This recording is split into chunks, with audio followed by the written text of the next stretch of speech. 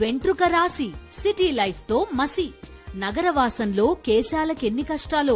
పూర్తి వివరాలకు చదవండి రేపటి సాక్షి హైదరాబాద్ ఎడిషన్.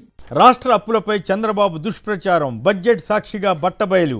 వైఎస్ఆర్ కాంగ్రెస్ అధ్యక్షుడు వైఎస్ జగన్ స్పష్టీకరణ. సూపర్ 6, సూపర్ 7లను తెరమరుగు చేసేందుకే అప్పులపై దుష్ప్రచారం. అప్పులు 14 లక్షల కోట్లని ఆ రోజుల్లో తప్పుడు ప్రచారం చేశారు. అప్పులు 10 లక్షల కోట్లంటూ గవర్నర్తోనూ అబద్ధాలు చెప్పించారు. 24-25 బడ్జెట్లో రాష్ట్ర అప్పు 6.46 లక్షలుగా చివరికి చంద్రబాబు ప్రభుత్వమే తేల్చిన విషయాన్ని జగన్ గారు చాలా స్పష్టంగా ఈ ప్రభుత్వం ఎలాంటి అబద్ధాలు చెబుతుంది, గతంలో ఈ టీడీపీ, జనసేన, బీజేపీ ఇవి ఎలాంటి అబద్ధాలు ప్రచారం చేశాయన్న దాని మీద సోదాహరణంగా సాక్ష్యాలతో సహా జగన్ గారు చూపించారు. ఇక మీ మోసాలపై నేనే పోస్ట్ చేస్తా, ప్రభుత్వానికి వ్యతిరేకంగా వాళ్ళ సూపర్ 6 హామీల గురించి ప్రశ్నిస్తూ ఉంటే వాళ్ళని తీసుకెళ్ళి రకరకాల కేసులు పెట్టి నానా యాతన పెడుతున్నటువంటి నేపథ్యంలో జగన్ గారు ఓపెన్ ఛాలెంజ్ చేశారు. నేనే పోస్టులు పెడతాను, ముందు నన్ను అరెస్ట్ చేయండి, తర్వాత మా కార్యకర్తలను అరెస్ట్ చేయండి అని ఆయన సవాల్ చేశారు. నిలదీస్తామనే సర్కారు భయంతో ఇలాంటి అకృత్యాలకు పాల్పడుతోందని కూడా ఆయన అన్నారు.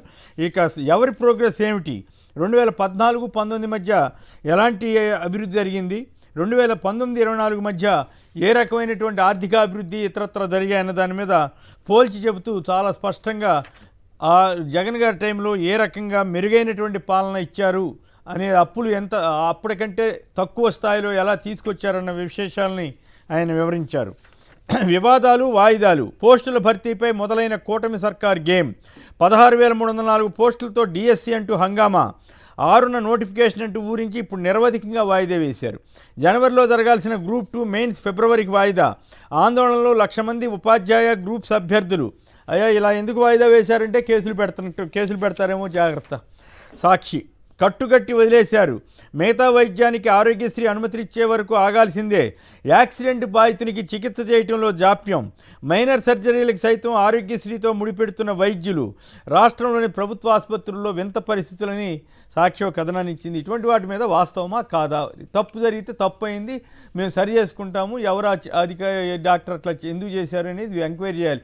అంతే తప్ప ఈ వార్త రాశారు కాబట్టి సాక్షి మీదో లేకపోతే చెప్పారు కాబట్టి ఆ రిపోర్టర్ మీదో కేసులు పెడితే ఏం ప్రయోజనం, ప్రజలకి ఏం ఉపయోగం, చంద్రబాబు గారికి కాస్త కాలక్షేపం అవ్వచ్చు, మొత్తం డైవర్ట్ చేస్తున్నాంలే అని. ఇక నిబంధనలకు లోబడే గత సర్కార్ అప్పులు, శాసనసభలో కాగ్ నివేదిక అంటూ కథనాన్ని ఇచ్చారు కాగ్ రిపోర్ట్ మీద. ఇక కొనసాగుతున్న అరాచక పర్వం, సోషల్ మీడియా యాక్టివిస్టులపై వేధింపులు. రాష్ట్ర వ్యాప్తంగా పలు చోట్ల కేసులు నమోదు. పోలీసుల అదుపులో పలువురు. కుటుంబ సభ్యులకు వివరాలు చెప్పని వైనం. మఫ్టీలో ముట్టడించి ప్రసాద్ రెడ్డిని తీసుకెళ్లిన రాయదుర్గం పోలీసులు. దర్శకుడు రామ్ గోపాల్ వర్మకు నోటీసులు. నటులు పోసాని, శ్రీరెడ్డిలపైన ఫిర్యాదులు.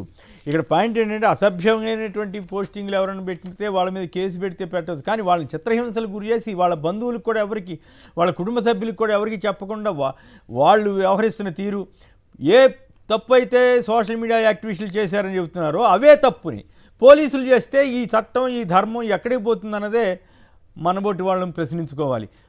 పోలీసులకు కొట్టే హక్కు ఉందా, సోషల్ మీడియా యాక్టివిస్టులని దౌర్జన్యంగా హింసించే హక్కు ఉందా, మోకాళ్ళ మీద కొడుతున్నారట అని నేను మొన్న ఒక అతను ఎవరో చెప్తున్నారు కదా, అలాగే అది దూషిస్తున్నారట, పచ్చి బూతులు మాట్లాడుతున్నారట పోలీసులు. మరి దీన్ని ఏమంటారు, అది కదా అసలు సమస్య. జర్నలిస్టులు, ఛానల్స్ పైన కూడా కూటమి కత్తి కట్టిందట. వాక్ స్వాతంత్రాన్ని కాలరాయడమే ప్రభుత్వ లక్ష్యంగా పెట్టారట. ఇక హైకోర్టు వారు కేసులు పెడితే తప్పేంటని అడిగారట. ఓకే, అది అభ్యంతరం కాదు కానీ, బట్ అదే సమయంలో సోషల్ మీడియాలో ప్రభుత్వ వ్యతిరేక కేసులు పోస్టులు పెడితే తప్ప కాదు, అసభ్య పోస్టులు పెడితే తప్పని గౌరవ న్యాయస్థానం చెబుతుంది, అందరం చెబుతాం. అయితే ఇక్కడ సమస్యల్లా ప్రభుత్వానికి వ్యతిరేకంగా వాళ్ళు చేసినటువంటి మోసపూరిత వాగ్దానాలనండి లేదా అబద్ధపు వాగ్దానాలండి, వాటికి వ్యతిరేకంగా పోస్టులు పెడితే అది తప్ప కాదా అన్నది తేల్చి ఉండాల్సింది.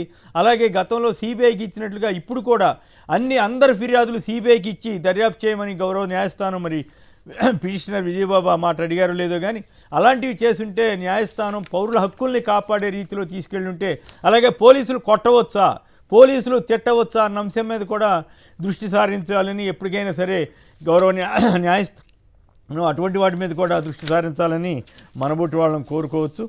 ఆ మాటకు వస్తే ఒక విషయం గుర్తుకొచ్చింది. ప్రసాద్ రెడ్డి గారు మీ అందరికీ గుర్తుండే ఉంటుంది, గతంలో జడ్జీల ఫోన్లు ట్యాప్ అవుతున్నాయని చెప్పి ఆంధ్రజ్యోతి పెద్ద బ్యానర్ రాస్తే అవును. అప్పట్లో ఉన్న చీఫ్ జస్టిస్ గారు చాలా ఆగ్రహం చెంది ముందు దర్యాప్తు అన్నారు. దర్యాప్తు అన్న తర్వాత అసలు ఆంధ్రజ్యోతి వాళ్ళకే నోటీస్ ఇవ్వాలి. విచిత్రమైన పరిస్థితి. కొన్ని జడ్జిలు ఎవరన్నా స్టేట్మెంట్ ఇచ్చారని అది లేదు. ఆ కేసు ఏమైపోయిందో తెలియదు. మరి అలాంటి తప్పుడు వార్తలు రాసిన వాళ్ళనేమో ఏమి చేయొద్దు అన్నారు. ఆ రోజుల్లో అబద్ధాలు రాయటం మా హక్కుని ప్రచారం చేశారు. అబద్ధాలు రాస్తే ఎవరు ఏం చేయడానికి వీల్లేదన్నారు. ఇప్పుడు నిజాలు చెప్పడానికి కూడా వీల్లేదంటున్నారు. నిజమైన వార్తలు రాసినా లేదా ప్రభుత్వానికి వ్యతిరేకంగా రాసినా మోసాల గురించి వ్యక్తం చేసినా కూడా తప్పేనని ఈ రోజున ప్రభుత్వం భావిస్తుంటే అది అంతకంటే దురదృష్టం ఏముంటుంది.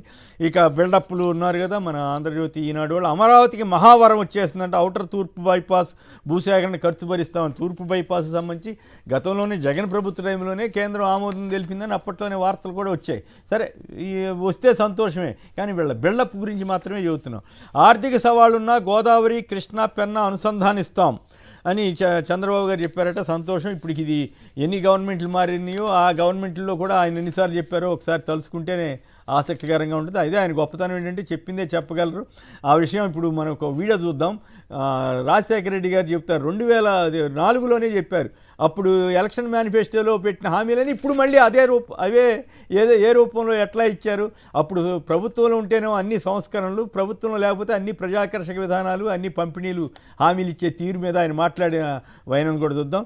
ఇక కాగ్ రిపోర్ట్ మీద సరే ఈనాడు తనదైన స్టైల్లో వైసీపీ ప్రభుత్వానికి వ్యతిరేకంగా రాస్తుంది అనుకోండి.